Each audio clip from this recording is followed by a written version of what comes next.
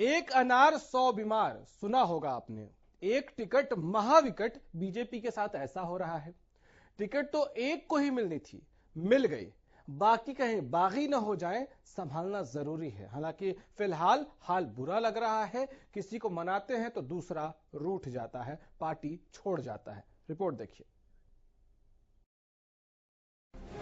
जंग से पहले टूट रही सेना, बीजेपी का हाल बुरा, बीजेपी में बगावत, सांगवान ने साथ छोड़ा, बीजेपी को कहा बाय बाय, बीजेपी तो जेजेपी का रास्ता चुना, फेंक दिया कमल, बढ़ाएंगे अब जेजेपी का दम।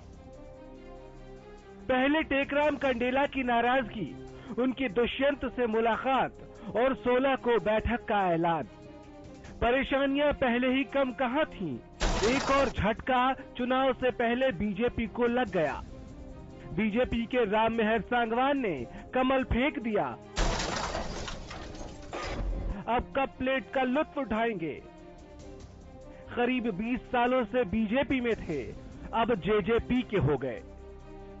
बीजेपी में अलग अलग पदों पर काम किया, अब नहीं, अब दुष्यंत का दम बढ़ाएंगे। जाते जाते बोल गए, जींद में अब तक विकास कार्य रुके हुए हैं। बीजेपी ने जींद की जनता के साथ धोखा किया। उन्होंने एक बार फिर जींद उपचुनाव में जीत का दम भरते हुए कहा कि प्रदेश की जनता अब बदलाव चाहती है, जिसके लिए जनता अब जेजेपी को अपना समर्थन दे रही है। जींद से राजेश जागलान की रिपोर्ट, हरियाणा न्यूज। टेकराम कंडेला साहब हमारे साथ इस वक्त फोन लाइन पे हैं। कंडेला खाप के प्रधान भी हैं और बीजेपी के अब तक नेता भी हैं। राम मेहर साहब हमारे साथ जुड़ गए हैं फोन लाइन पे, वो भी हैं और बीजेपी में थे, अब जेजेपी में हैं।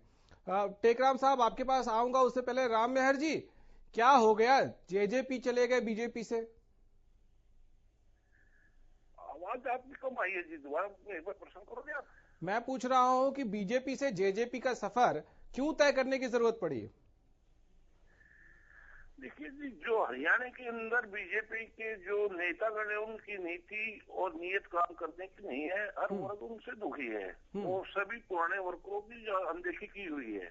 पैराशूट से उम्मीदवार जाके उतारते हैं, वर्करों से कोई पूछताछ नहीं है। हर वर्ग दुखी है बीजेपी से जी। तो ये बातें आपने कभी पार्टी में आपको लगा कि संगठन के बड़े नेताओं के सामने रखे? क्योंकि आप तो पुराने नेता रहे हैं, बीजेपी के 20 सालों तक रहे हैं। कई बार कोशिश की है जी बड़े नेताओं से सामने बात रखने की, लेकिन किसी नेता कोई किसी भी वर्ग की कोई सुनाई नहीं करता, ना वो कभी सुनने का उसके पास टाइम होता है। अच्छा, बीजेपी में कोई बड़ा नेता कार्यकर्ताओं की सुनता नहीं? नहीं जी, कोई नहीं सुनता जी। ठीक है, एक बात बताइए, आपके हिसाब से सबसे अच्छा कैंडिडेट कौन होता है जिसको बीजेपी उतारती? बीजेपी के अंदर, जींद के अंदर जी बहुत से कार्यकर्ता जो 30 साल से काम कर रहे हुए, लीलाधर मित्तल जी है, सज्जन ब्रज जी हैं, और भी बहुत से साथी ऐसे जो बहुत दिनों से काम कर रहे हैं। आप भी थे उनमें से एक? सर, मेरी विधानसभा जींद नहीं जी, मेरी विधानसभा स्पीतो थी। सफीदों की विधानसभा है। तो ये इस चुनाव के समय ऐसी क्या बात कह दी दुष्यंत ने जो आपको लगा कि नहीं, बीजेपी से बेहतर जेजेपी है? देखिए, दुष्यंत जी और जेजेपी की जो नई सोच है, नई नीति है, पढ़ा लिखा है लोगों के, मतलब जो इसकी विचारधारा, जो देवीलाल की विचारधारा से मिलती जुलती है, तो हर आदमी को लगता है हरियाणा में खुशहाल और हरियाणा की तरक्की दुष्यंत ही कर सकता है। ठीक है, आप हमारे साथ लाइन पे रहिए। टेकराम कंडेला साहब हमारे साथ भी फोन लाइन पे वो भी हैं। टेकराम साहब, कल आपकी बैठक होनी है और कोई फैसला भी आप ले सकते हैं। टिकट नहीं मिलने से नाराज तो हैं ही आप?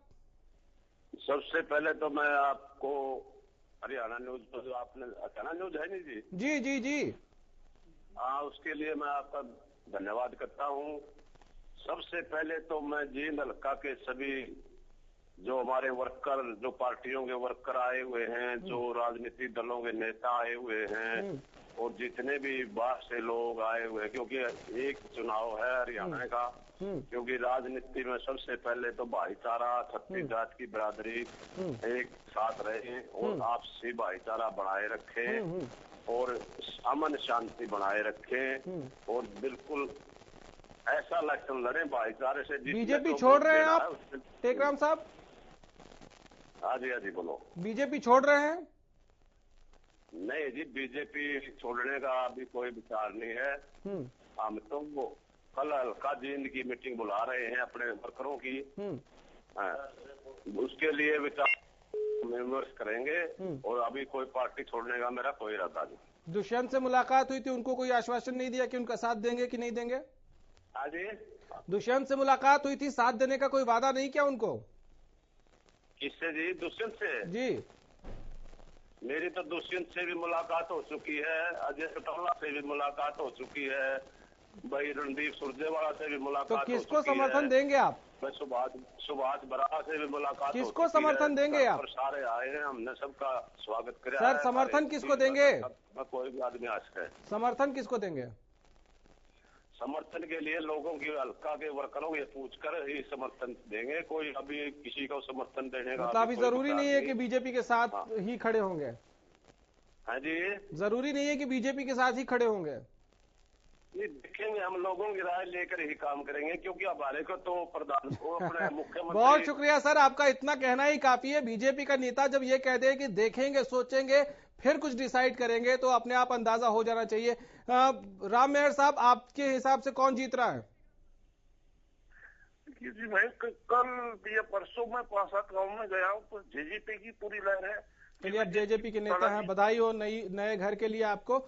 उम्मीद करते हैं कि आप जो उम्मीद कर रहे हैं वो उम्मीद आपकी पूरी हो, लेकिन ये सियासी जंग है, यहाँ क्या होगा कोई जानता नहीं। बहुत शुक्रिया आपका।